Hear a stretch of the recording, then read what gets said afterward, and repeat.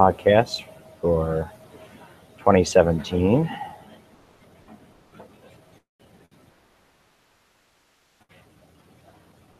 I basically just wanted to review the notes so far in my class. We talked about having warm-ups, and they'll be collected at the end of each month. So the first warm-ups are due at the end of September. And basically, why do we do warm-ups? It helps with classroom management, focus, and get right to business. Give students a chance to talk about current events and things that are interesting to them, and encourages safe risk-taking and being able to speak up in front of your peers. And at the end of each month, like I said, of assessment grade that is unique. A formative assessment is usually a quiz, but in this case, you actually get to do something that's, you take ownership of. So warm-up number 1 and 7, we talked about why do we study history? And some of the answers students came up with included to understand why, how, and what freedoms we have in the country, and to consider where we came from and look for repetition or lessons to learn from the past and not repeat, or yes, repeat for the good things, to improve and not do things that turned out, kind of goes along with the last one. And I added for the students to think, kind of rhetorically, figure out what you believe in or stand for right here. Students will be voting not in the 2020 election, the next one, 2024. So be informed citizens, knowing the Constitution and rights and what the country is about going into that election and beyond, and to make personal connections to one's own heritage.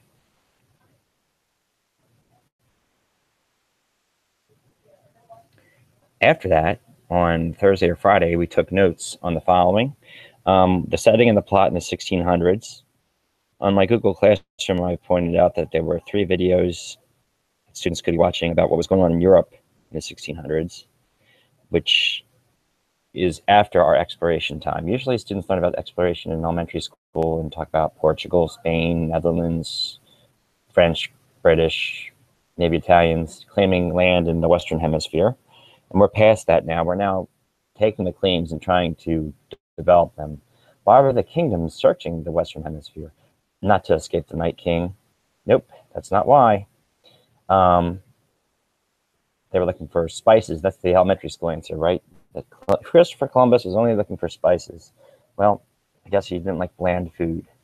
The 3 reasons we did talk about were political freedom, with all the violence and warring that was going on in the 1600s in Europe. That'd be a great time to get out. Religious freedom, that's your color cut and paste project for the Pilgrims in elementary school. The Mayflower and whatnot.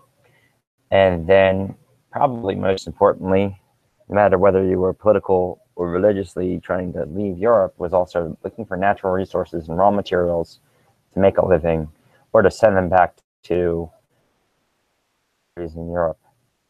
That's the middle school answer for spices. There's not like your factories from Bugs Bunny cartoons yet, but you can send things back to send molasses back to be made into rum, send cotton or indigo back to make clothing. That's what we're talking about with the materials that go back to England or France or wherever.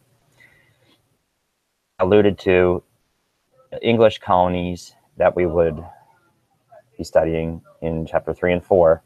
The New England colonies, which included Massachusetts Bay, Rhode Island, Connecticut, New Hampshire. They were Puritan dominated, which is a religion that's very strict and rigid and not too tolerant of other religions. They were into shipping things back to Europe. And then there's the middle colonies. We lived there, where that would have been New Jersey, New York, Pennsylvania, and Delaware. Quakers throughout, more tolerant of religion than New England. Kind of known as the breadbasket for all the grains, and had a combo of farming and trade. Finally, the southern colonies, very religiously tolerant because they needed people to get there. And they said, open door policy. Tougher to fill up this area.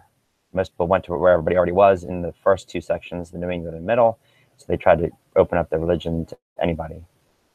Virginia, North Carolina, South Carolina, Georgia, And then eventually, so they knew they could farm the certain crops that grew in warmer weather. You get the plantations.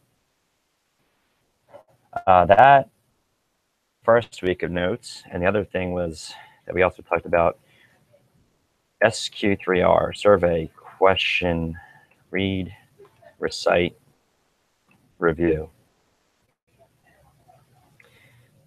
What that means is you kind of look at the textbook and the parts of it, and you take a section of the textbook and you outline it, and you survey by looking at all the pages first.